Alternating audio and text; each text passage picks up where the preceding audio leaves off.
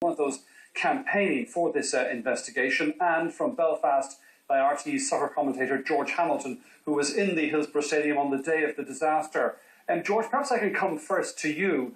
Your memories of that day, and I think you were saying that it was absolutely clear to you that the fans weren't to blame. This was a catastrophic failure of crowd control. Yes, from the very start, 6 minutes into the game, there was a corner far side on the left. As the player went over to take it, people started to emerge from behind the goal and over the fence. One or two perhaps maybe invading the pitch, you'd think, initial reaction, but it became instantly obvious that there was something wrong in the terrace at the Levings Lane end, because the players were looking in there at fans who were desperately trying to get out. It wasn't a question of a pitch invasion at all. There was something awful happening in there, and the fans were trying to get away from it. And that became obvious very, very early on. Not only were they climbing over the fence, but they were also being hauled out bodily from behind the goal, from that terrace, up to the grandstand above. And it was obvious, looking on, that there was something awful happening in there. Hard to know what, obviously, but it quickly became clear that there was a fatal crush had taken place. And what at that very early stage was your impression of the response of the emergency services?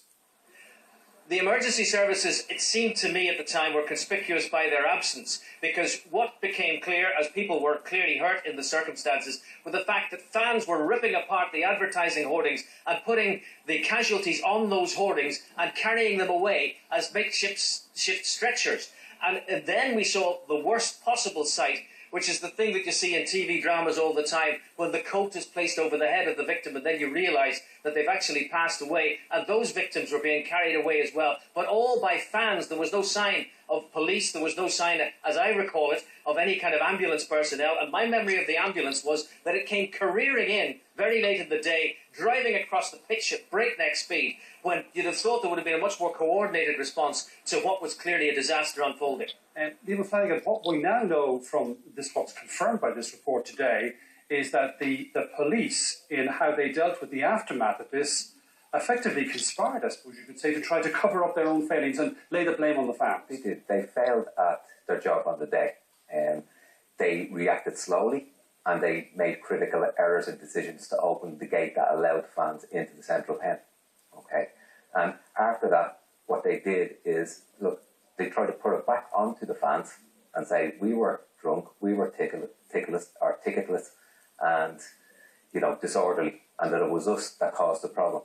But what the panel have produced today is a document that shows that, and it's a vindication, particularly for the families that lost loved ones, the 96, that us as fans were the ones that reacted. The fans were the ones that helped save lives, and the police tried to cover up the aftermath. It's been a 23-year struggle to get this vindication, to get to this point today. What does today mean for those of you who are Liverpool fans, and particularly for the families of those who died? Yeah, for me as a Liverpool fan, it's a day of mixed emotion. It could be the beginning of today. The truth comes out. In that report today, the truth is there for everyone now to see. The next step for me will be to get justice and accountability. Okay?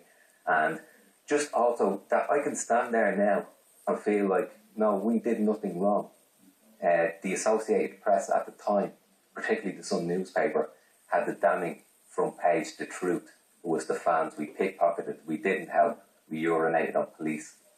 You know, in that report today, it showed you that was all bias. There was this vilification, wasn't there, George, in the weeks after the tragedy of the fans? Yes, and this was the awful thing. As Liam says, it was patently obvious at the time that this wasn't what was happening, that it was fans who were reacting to help fans in distress. And how this story could have come out, goodness only knows. But it was, as the Chief Constable of South Yorkshire now put it, the worst possible set of circumstances imaginable. Everything could have gone wrong, went wrong, and it seemed only those who could respond at the time were the fans, and they did, and they were to be commended for what they did, reacting to other human beings in distress. And Liam, what about this? The profound apology was the phrase used by the British Prime Minister David Cameron. Does that make a difference after so long? It's a beginning. It's a beginning and hopefully closure. And it is good that it's at this stage, but it's taken a long time to get there. So as I said, today is a day of mixed emotion. One of new beginnings and probably happiness with that, but sadness and anger too, that we shouldn't have lost people at that match. We shouldn't have lost people. And we got got the truth today. What we want now is justice. And then we leave it. Liam Flanagan, thank you indeed for talking to us, and thanks also to George Hamilton in Belfast.